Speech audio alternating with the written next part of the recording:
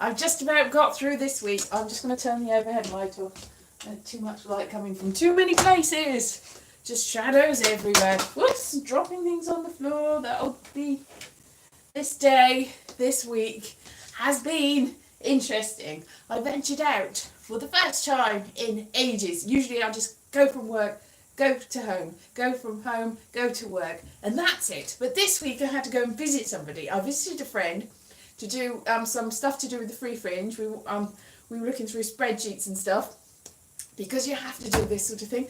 But I was like, oh, so I came from work, straight from work, and I took the bus, and there was loads of people on the buses, and I was a little bit like, it was the same time as people were coming home from school, so it was very, very crowded on the buses, and only about half of them were wearing masks, and I was just like, so I had to go there, I had to change 2 buses, and then I got there, and then I thought I knew where I was going. I got off the bus, I thought, I used to work around here, I got off at Highgate, and I was like, I know where I'm going, I'm going to walk this way, and it'll only be a minute this way, and I can go that way, and I started walking, hello Philip, I started walking, and then about 10 minutes after I started walking, I was like, I've gone the wrong way, this is, even though it's where I used to work, I didn't really know.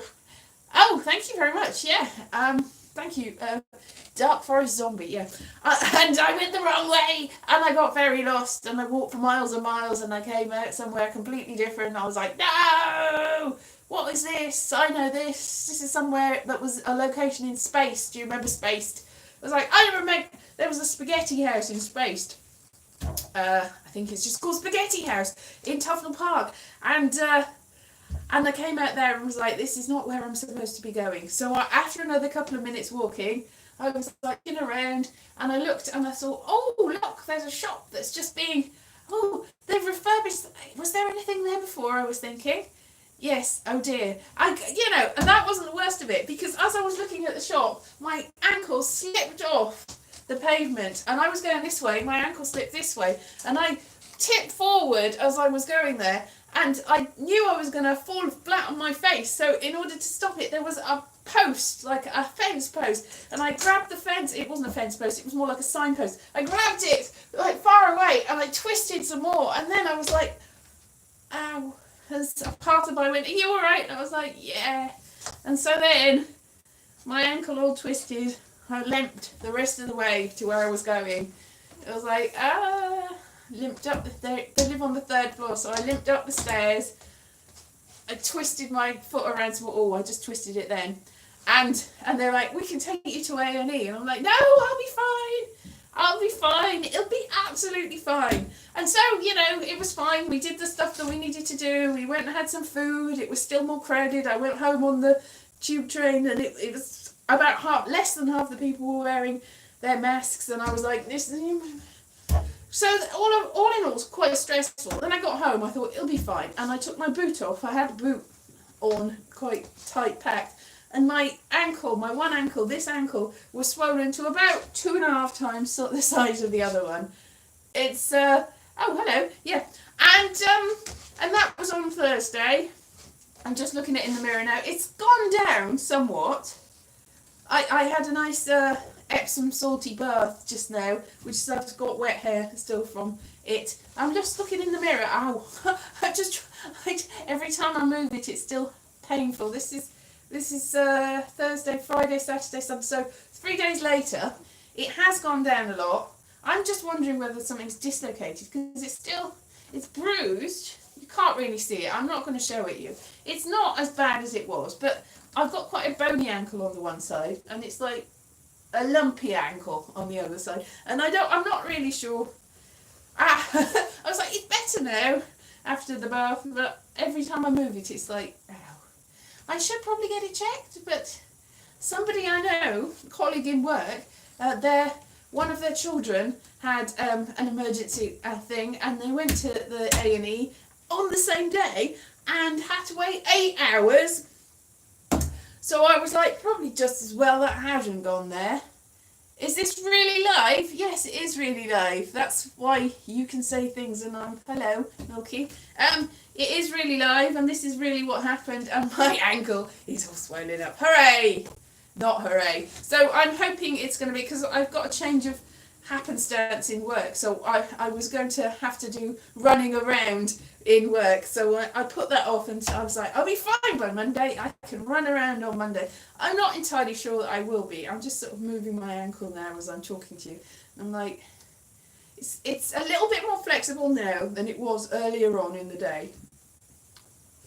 I'm just looking at it. I mean, when I took a picture of it, and I haven't got a particularly big arch on the one side, but there's sort of a little bit of an arch on the outside of my foot, and it was it was just like flat to the floor, and it's a lot better. It looked like I had a tennis ball in my ankle, and now it looks like I've got a ping pong ball in there, so that's fine. It's all good. Oh yeah, the thing is, things heal, don't they? Probably, unless they don't. Sometimes they heal. Still be fine. It's not too bad. I don't know.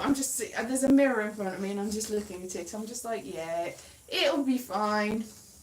And if it's not, it's not. Anyway, so that's my week, really. I didn't want to go out. I don't seem to have got anything, although I have got a bit of a cold, actually. So I got a cold, just a cold, and an ankle that something's happened to. It's sort of twist. I don't know whether it's twist or a sprain, whether there's some sort of dislocation. It's not mega painful. It's just a bit swollen and bruised. And that's fine. Thank you for the likes, the people that have liked. There's only 3 of you. It's very nice to see you. So this has been my week. Hooray! So, other things have gone wrong in the world. It's not just about me, is it? But obviously, when things are happening, you focus on yourself because you're like, oh, poor me, poor me. Yeah. My mum found a plaster in her dairy-free yogurt from Tesco, and she contacted them, and she put a picture. She sent it to me, and it was like, it's like a green plastic. It's like green in it. It's just like, that's horrible. They offered her a refund and £5 voucher. Now, if it was me, I'd have gone, yes, that's all very well, but are you going to recall this? And, it's a public health violation. It's not nice. She's like, oh, I got what I wanted. I got my refund. It's like, okay, but I would be like, I can't, because I once found some maggots in some Haagen-Dazs ice cream when I was eating ice cream. The thing is, Haagen-Dazs ice cream makes me feel very sick at the best of times. I think it's got quite a high milk protein, and I'm not good with milk protein. I tend not to eat milk at all because it makes me, but ice cream is like nice, and some ice creams like Ben and Jerry's, I could just about, before they put they mostly have like cookie and gluten-y ones now, but they used to not. So I used to eat that and not feel sick. This is the weird thing. I don't know what it is about ice cream, but Haagen-Dazs always did make me very, yeah, fair enough. See, if you find a shard of plastic or something, no, I found a maggot in the little pots of Haagen-Dazs. It was a strawberry one, so maybe it was a strawberry maggot. I don't know. Anyway, it was a maggot, and it was horrible. So I contacted them that time, and they sent me lots of vouchers for more Haagen-Dazs ice cream, which I was very reluctant to use, because obviously last time I'd had the Haagen-Dazs ice cream, I found a maggot in it. And also, I had some Spartone. It's got I think it's iron supplements, and they're in little sachets. And I had that from a Boots, and I was using it, and it has sort of like jelly weirdness inside it. And I was drinking it thinking that's what it's supposed to look like. And then my mum saw it and said, I don't think that is. And it turned out to be some mouldy stuff. It had gone mouldy. So my mum contacted me and was like, how could you? You've poisoned my daughter. And I was like, I didn't even know there was anything wrong with it. I was just wondering why I was feeling quite ill. But, so yeah, things. But I think they offered me some more Spartone. It's like, my mum, she was on the case in that. My mum said, no, money back, please. But they had basically poisoned me that time. So yeah, I don't know what it is about public health violation. I got cut off. It's a conspiracy. It's probably a conspiracy. falling over, spraying foods and finding things is, yeah, see, I didn't find the thing in food, my mum did, but I did fall over, I did sprain my leg, I did end up having to go out in the world. I don't want to. I'm supposed to have a poetry gig next week, which is also out in the world. But they put online the list of people, and they had asked me. It's like they'd asked me to do it, and I'm like, yeah, as long as things don't change. And they went, okay. And I was like, was that whatever? So, but they put a list of the people that are appearing, and I'm not on it. So I'm just wondering whether me saying, well, I'll say a tentative yes as long as things don't change, was in their eyes me saying no, because I'm not on the list. So maybe I won't go to that next week. But I've got a week off next week, so I'll just maybe rest not next week, the week after. So I can't rest my ankle next week. But if it's still bad the week after, I'm just going to sit down. Yes, I hate it when I get booked and get forgotten. It is a terrible feeling. It's like, well, sod that then. I'm not going all the way to the other side of London, like 2 or 3 buses, or a tube and a bus and a big walk, and I can't really walk on my ankle at this point, so maybe it's like, looking forward to Halloween a little bit, yes. Have you seen my, you were saying you looked at my How to Make Puppets, have you seen my, my last year's Halloween special with said puppets? And yes, so I don't know whether I'll make another one this year. Maybe I'll just point you in the direction of the one last year, the Autumn Man, the Autumn Man, yeah, Midsummer parody. That's it, exactly. That's exactly what it is. And I've done other Halloween things you can go and find. I might make a Halloween thing, but I've been very lazy about videos lately because I've just like. It's just when you've got, I'm just wondering, because I know people have got day jobs and side hustles and families and friends and social lives, and I'm like, how do you manage all of this? Hello, Terry. How do you manage all of this? Because I'm just struggling to even, I just like get home and just like, nothing, I will just play an online game. Clone Evolution, that's the one I usually play. It's like, I've got nearly enough pieces to make a clone that can fight. It's a pointless game. This is what I end up doing at the end of the day, and then I go, I should have probably done something, and then I realise the day is over. And I think I keep waiting. I thought this day I suddenly thought I live my life as if I'm waiting for something else to happen. It's like, I am going to get through this, and then this is the end of that, and then something else will happen. It's like, it's getting towards the end now. It's getting late in the day. It's like, it's the twilight years. I should probably have had something happening by now, and it hasn't. So maybe I should just live the day-to-day thing and do more stuff in the day. But I won't, because that's not who I am. I am a procrastinator. And next, look over the mountain. There's a mountain. I'll go as far as the mountain. It's like, then I will climb the mountain, and there's something else on the other side. But it's separate. It's separate. It's separate. Yes, you watch videos while you're producing videos. Yes, that's probably just as well. But I don't know. I go through stages of being very productive, doing lots of things, and la la la la la la la la, and then just like, oh, what's the point? And then just a lull, a long lull. Do I get a lot done though? You say that. I sporadically get a lot done, and then I get not a lot done. Not a lot done for vast periods of my life. Not a lot done. I've still got 3 or 4 novels that I haven't finished that I should probably finish. Yeah, there's 3 or 4 of mine available to buy on Amazon. But I have got several that are on the go that I did not finish. And I've got, I think, 2 that are sort of vaguely finished, but I didn't get around to publishing them or sending them anywhere. I've given up on sending. Because like, there was a period in my life I was like sending them to real publishers and just getting rejections, and I was just like, oh, what's the point? What's the point? Also, the way that it is, I don't think that the publishing world is as, unless you've got a sort of big blockbuster that you can sell as a movie, or it used to be that you would buy them at airports, but I don't even know whether you do that anymore because you've got Kindles. Do people buy books at airports and stations anymore? I know I used to. There's like used to get them at WH Smith and then go on a long ride with them. But now, in this day and age, you've usually got them on a tablet, so you don't really do a spur of the moment. So what? I don't understand the publishing world. I don't understand it. My books have not sold well. Let's be honest. Nobody wants them. Audiobooks, maybe I should do audiobooks, yeah. Nobody wants them, but yeah. Yeah, that's it. I start something and don't finish it. I've got lots of things that I don't finish. You don't like the Kindle? Well, I mean, you can physically buy some of my books. The others I haven't got round to making physically. They are Kindle only.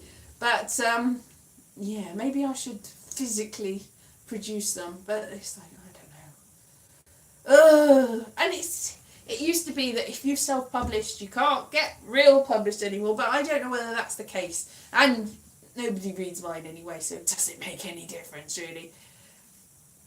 I don't know. Maybe I should make movies of my own books. But then I would have to get funding for that and have some sort of plan and know what I was doing. And they do say that you should put your own money into that sort of thing. So I don't know how to get the funding. So basically, I don't know what to do about that. I am absolutely hopeless at running my finances. I don't know what to do. I don't know what to do. I'm not an entrepreneur. So that's a dead end, really. Do short films and nobody watches them. That's true. Nobody watches. Yeah. I've been in a lot of somebody must watch them. Yeah. Yeah.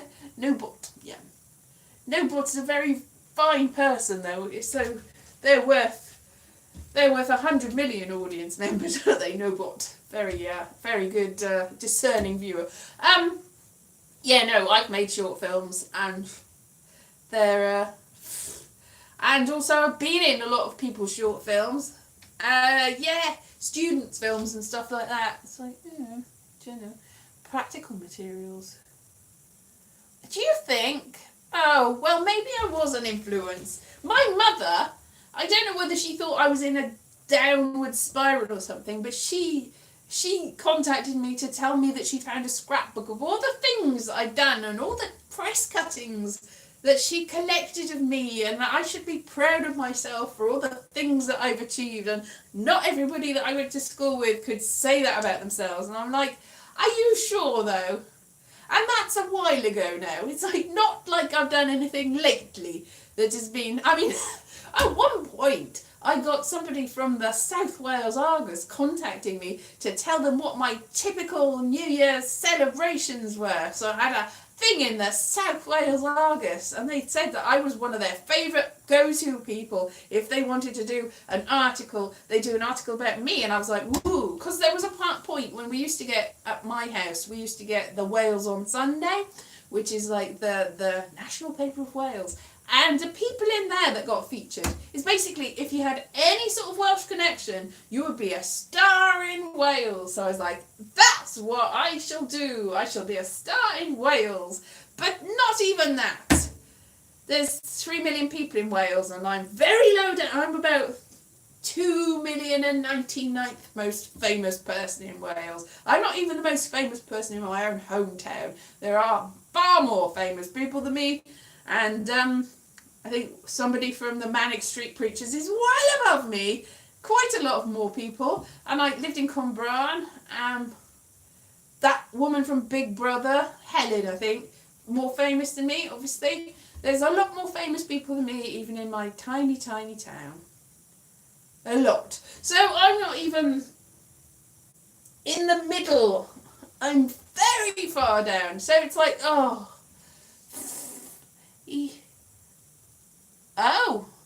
See, there's a lot of things going on in the chat, so I'm trying to pay attention to it. That sounds like a very interesting film, yeah. So look at the chat. Interesting things going on. But also, listen to me as well. It's just really, it's really difficult for me to read the chat, but I suppose I'm trying to interact with you, so that's good. It's good that people are talking to me. Yes, it's good that people are here. Yay. So this has been a week, and now I'm like all sort of contemplating and thinking about the future and what future and what's happening in the world. I don't know. When will it go back to normal? Do I want it to go back to normal? Like I said, the gig that I have next week, do I want? And everybody else, like everyone completely stopped doing anything, and now they've all gone back to doing poetry gigs and comedy gigs, and if they're musical people, musical gigs, and what is normal exactly. And I'm just like, I'm not ready yet. I tried on Thursday and it went horribly wrong. The universe was telling me, no, go back. I got lost. And then I fell over and I hurt myself and I panicked and everything. It's like, you go back inside like a turtle in its shell or a snail. It's not safe out there yet. It's not safe at all. There are pavements and people. I did not fall on my face. That is one thing. The fence post, lamp post. It was a signpost. I don't really know what was attached. It was quite a big grey. It was just a post. I wasn't looking. I just grabbed anything. So it made my ankle worse, but it stopped my face from crashing on the pavement, and I think it would have done otherwise because I came down very hard and it was backwards, and I've just recreated it and twisted my ankle again. It'll be fine. So, definitely, something was saying, no, go back now. And so here I am in my comfy house. So I've got to still walk to work and stuff, so I'm hoping that it's a little bit less tender by the morning. It is better than it was. I've got a compression sock that I bought for going on aeroplanes and buses and things, because my feet do tend to swell up anyway, so I've got that, so I'll keep them on, and it does feel a lot better, all squished up and safe. And I've put a lot of ibuprofen. I want to say ibuprofen. It's not called ibuprofen, it's ibuprofen. I put a lot of ibuprofen on it, and which was great when I take my sock off. It was just like it left lots of fluff, so I had like a fluffy foot from where the gel had stuck to the sock and taken the nylon and cotton or whatever it's made, lycra, and stuck it to my foot. But now I've had a nice salty bath. That's gone. That's good. It's just sort of sticky from ibuprofen gel. Sticky foot. So I hope everybody else is having a lovely time this week. I'm not really. And I'm just very philosophical and having a lot of discussions with people about life and the meanings. Oh, and I was having a discussion with a little kid about series of unfortunate events. I said I was going to watch it all again to have a discussion about it. But I don't need to watch series of unfortunate events. I'm living a series of unfortunate events. Yeah, what's that all about? Life. Don't talk to me about life. Brain the size of a planet. Yeah.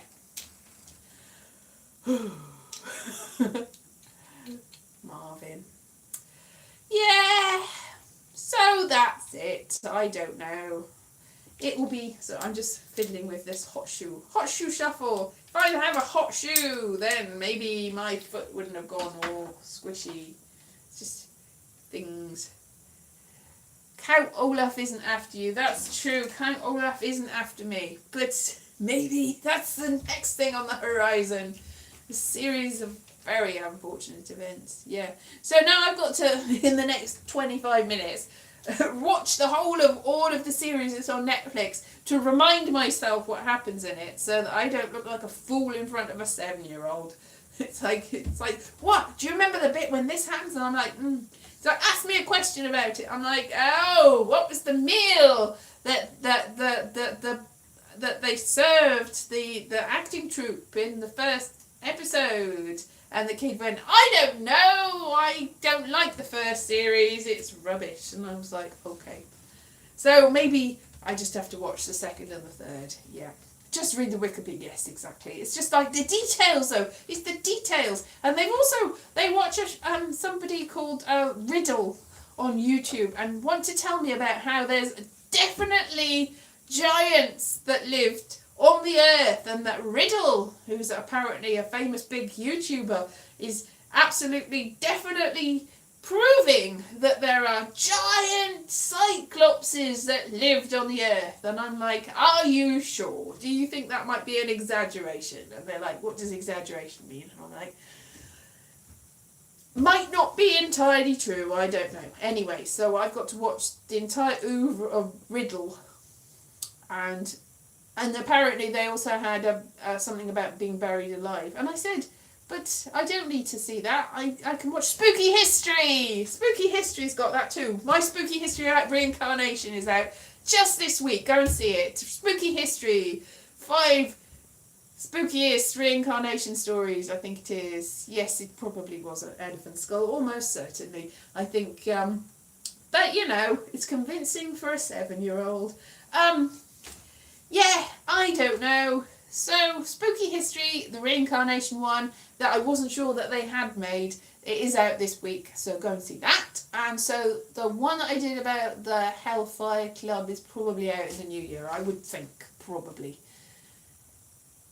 Lemony Snicket, yeah. Well, I think I've only read the first book, but I have seen the Netflix series, and I did see the one with Jim Carrey, but I've seen the the Netflix series first, so I like that better. I know people that have seen the film first like that better, and people that have read the book first like that better. So it's one of those instances where whatever it is that you watch first or consumed first is the one that you like the best. I happen to see the Neil Patrick Harris as Count Olaf one, and so that is in my mind how it is. That's just how media works, isn't it? Whatever you see first wins the game. Alright. Yes, that's probably about when the ideal audience is, but yes, I obviously am watching things that are meant for 7-year-olds, but whatever. That's fine. That's my mental age, really. That's fine. So I am going to go now and have a lovely week, and probably I'll be better next week, and hopefully I won't fall over again this week. But never say never, I might have another series of unfortunate events. I will see you. Have a good week. Bye!